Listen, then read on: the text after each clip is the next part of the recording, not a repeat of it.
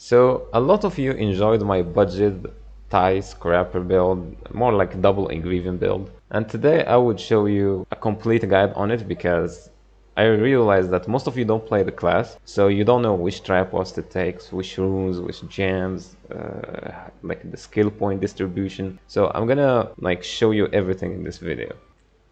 So let's start first with skills. I would go over them quickly. You need charging blow, you need fierce tiger strike, you would need earthquake, iron cannon, roundup sweep, battering fist, death rattle, and dragon advent. And I only used 400 skill points because that's what I expect majority of you to have, which is affordable at the moment. I'm not gonna use more than that.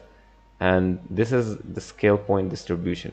You would have 10 points on charging blow, you would have 4 points on fierce tiger strike, you would have 12 or max points on dragon advent, max points on earthquake, max points on battering fist, max points on iron cannon blow, only 10 points on roundup sweep, and max points on death rattle. And for the tripods, for charging blow you would go furious strike, you would go ruthless advance, and death band.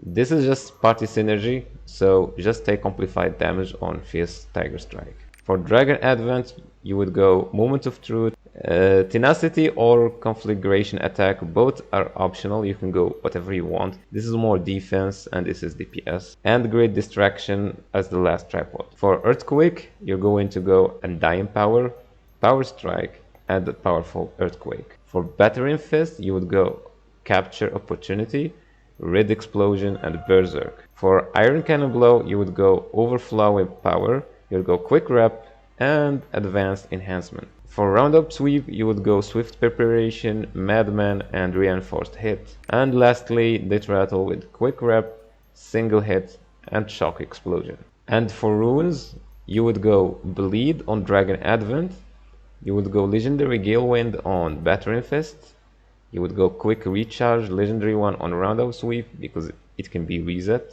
so you can spam it. You would go rage on charging blow because it has a really low cooldown. You would go gale wind, the purple, on death rattle. You would go the second gale wind on earthquake, and quick recharge on the party synergy.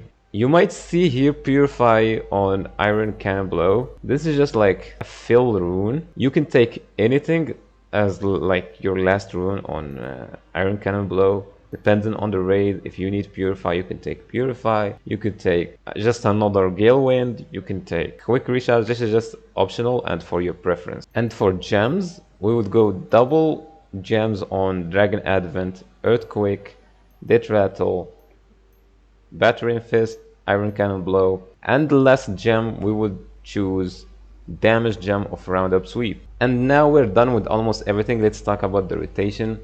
Sadly it's hard to make a rotation for swift classes or low cooldown classes in general because you just use whatever is available. But in taijutsu scrapper there are two really important things to note. You have to know your hardest hitting skills. So for example, in this case we have death rattle and battering fist. Battering fist dealing more damage than death rattle, but both are your hardest hitting skills. So if you have both dragon advent and death rattle available, you should prioritize death rattle because it's your hardest hitting skill. And another important thing is that you need to keep the party synergy up, but just using the skill. I don't even think I need to mention this one. And you need to spam roundup sweep as often as possible because it has the quick recharge and it can be reset, which would give you really high chance of resetting the cooldowns of other skills. And another important thing to note is that let's say you used these 5 first and you have dragon advent and iron cannon blow and earthquake available. Try to always use iron cannon blow first, simply because it has way lower cooldown because of the tripod than these two, and it deals almost the same damage. So by using it first, by the time you use these two it would be back from cooldown, or it would have only low cooldown. But if you delay it till last, for example, then you're really wasting the quick rep tripod. So these are just small tips, but at the end of the day in a real raid I don't think you would remember everything I mentioned, that you would just find yourself spamming your keyboard. That's all you need to know when it comes to rotation, and that's it for today.